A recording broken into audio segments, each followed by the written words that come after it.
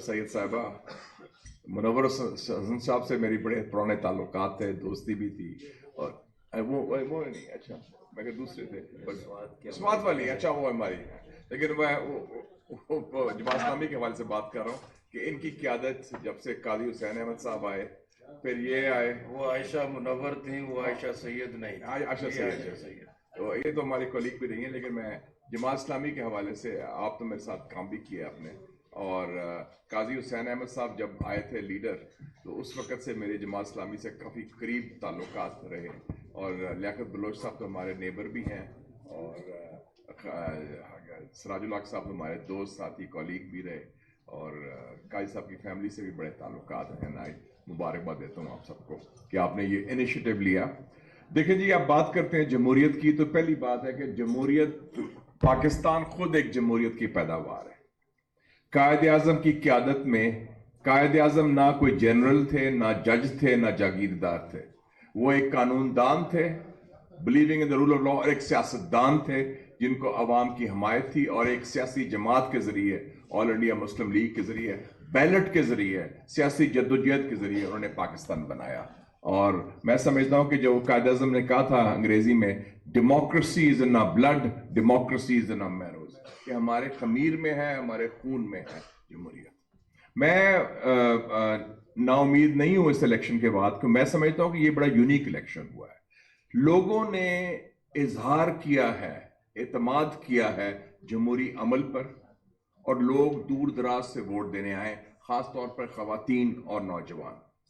और सबसे बड़ी बात है, जो पार्टी सबसे अक्सरियत में निकली है, पाकिस्तान तहरीक इंसाफ, उनके लोगों ने टेक्नोलॉजी के जरिए, हिम्मत और हौसले के जरिए, जद्दोजहद के जरिए सिस्टम को हराया है।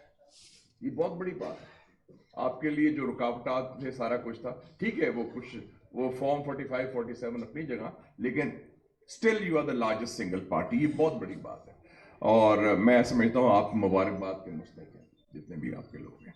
और फिर तीसरी बात, इतने बात करदार जो लीडर्स पैदा हुए हैं, आपने देखा हाफिज नईम रहमान साहब, डॉक्टर निसार चीमा साहब, पीर पगाड़ा साहब, मुस्तफा नवाज कोकर साहब बैठे हैं, जिन्होंने खुल के पहली दफा कहा कि ये इलेक्शन गलत हुआ है, हमें जो सीटें दी गई हम नहीं लेते, वी रिजेक्ट दैट। ये कभी नहीं हुआ। तो दैट आई थिंक इससे पता चलता है कि the glass is half full, और लोगों में, पाकिस्तान की अवाम में जमहूरियत के साथ जो एक ताल्लुक है, और एक कुर्बत है, और एक उनका यकीन है, वो अपनी जगह, लेकिन हमारी जो पॉलिटिकल क्लास है उसकी सोच में जमहूरियत नहीं, वो एक फर्क है, गैप है। और शौकत अजीज सिद्दीकी साहब ने ठीक कहा, ये एक प्रोसेस है, मैं आगे बढ़ने के लिए चाहिए। सेव द डेमोक्रेसी के लिए दो मॉडल्स आपके सामने हैं। दो मुसलमान ममालिक में क्या हुआ, एक तुर्की और एक मिस्र। मिस्र में 2013 को मिलिट्री कू होता है, इख्वानुल मुस्लिमीन जमहूरी इलेक्टेड गवर्नमेंट के खिलाफ, डॉक्टर मोहम्मद मुर्सी के खिलाफ, और जो बाकी सियासी जमातें हैं वो मिलिट्री के साथ देती हैं, और वो वेलकम करती हैं, मिठाइयां बांटती हैं, जो पाकिस्तान की रवायत भी है। क्योंकि पाकिस्तान में भी आपने देखा कि पिछले 6 सालों में 6 वजीर आजम आए हैं, 6 सालों में 6 वजीर आजम आए हैं, 2017 से 2023 तक। मियां नवाज शरीफ, शाहिद खाकान अब्बासी, नासरुल मुल्क, इमरान खान, शहबाज शरीफ, अनवारुल्लाह काकर। और इसी दौरान 2 सॉफ्ट कूज हुए हैं। एक सॉफ्ट कू मियां साहब के खिलाफ हुआ 2017 में, वो अदलिया के जरिए हुआ। दूसरा सॉफ्ट कू इमरान खान की गवर्नमेंट के खिलाफ हुआ, वो पार्लियामेंट के जरिए हुआ, और सोर्स एक ही था। तो और जब उनके खिलाफ हुआ तो उनके मुखालिफों ने वेलकम किया, और जब इमरान खान का हुआ तो वो दूसरे लोगों ने वेलकम किया, तो यह साथ बराबर हो गया। तो एक तो वो मॉडल है। दूसरा मॉडल है तुर्की का। तुर्की में 16 जुलाई 2016 को मिलिट्री कू की कोशिश की गई, बमबारी भी हुई, पार्लियामेंट के 250 लोग शहीद भी हुए, लेकिन उसी रात पूरी तुर्किश कौम, पूरी सियासी जमातें बाहर निकल आई। उन्हें कहा, अर्दोगान से हमारी मुखालफत अपनी जगह, लेकिन हम जमहूरियत की खातिर, तुर्की की खातर, हम आइन की बालादस्ती की खातर हम बाहर निकलते। टैंकों के सामने लोग आ गए, सिर्फ आप पार्टी के लोग नहीं, सारी सियासी पार्टी राइट हो गई। तो ये एक बेसिक लेसन है कि जब तक पाकिस्तान में भी ये रूल्स ऑफ द गेम नहीं बनेंगे सियासी जमातों में, वरना ये बारियां लेते रहेंगे। अगर से ये समझते हैं कि इस्लामाबाद का रास्ता बस जरिया रावलपिंडी है, तो फिर वो अपनी जगह होगा। जो आप कहते हैं ना फॉर्म 45 जो अवाम ने, और फॉर्म 47, वो फिर रहेगा फासला। इस वक्त पाकिस्तान में मैं समझता हूं कि बड़े अच्छे मौके हैं, रीजनल सिचुएशन हमारे हक में है। अफगानिस्तान की जंग खत्म हो चुकी है, अमेरिका का जवाल आ गया है, मगरिब का जवाल है, एशियन सेंचुरी उभर रही है, चीन और रूस का ब्लॉक बन रहा है, पाकिस्तान की तरफ नजरें भी हैं पूरी वस्ती एशिया के ममालिक की, और एक कनेक्टिविटी की तरफ। तो हमें एक मौका है कि हम अपने मुल्क को बनाएं, लेकिन बुनियाद है कि अंदर जो है जमहूरियत के हवाले से और वे फॉरवर्ड मैं समझता हूं कुछ तजावीज भी आई हैं। पहली चीज है कि दस्ते शफा हीलिंग टच, मैंने तो पार्लियामेंट में स्पीच में भी कहा है, और मैं अभी कहता हूं कि जितने सियासी कैदी हैं बशमूल इमरान खान, उनको रिहा किया जाए। हीलिंग टच के लिए बहुत जरूरी है दस्ते शफा। जब मियां साहब अरेस्टेड थे, मैंने उस वक्त भी पार्लियामेंट में कहा था कि मियां साहब सियासी कैदी हैं, वो सियासत की वजह से कैद हुए। तो मैं बात तो सही करनी चाहिए ना, और उसके अलावा हमें चाहिए कि ये सब मिलके एक रास्ता निकालें। और इलेक्ट्रल प्रोसेस, ईवीएम की बात भी आपने की, और जो आप कहते हैं ना वो उसकी प्रोपोर्शनल रिप्रेजेंटेशन, नेपाल ने बड़ा अच्छा सिस्टम बनाया है। उन्होंने कर दिया है आधा प्रोपोर्शनल और आधा जो है हाइब्रिड कर दिया। आप शुरू उससे कर लें ताकि सबकी उसमें नुमाइंदगी हो, एक प्रोसेस है। और ये आप बी वेरी क्लियर कि democracy can only be restored by Democrats and Democrats in Pakistan। ना IMF करेगा, ना अमेरिका करेगा, ना कोई और आपका मुल्क करेगा। तो इसमें जो पाकिस्तान के अंदर जो सियासी क़यादत है वो बैठी हुई है।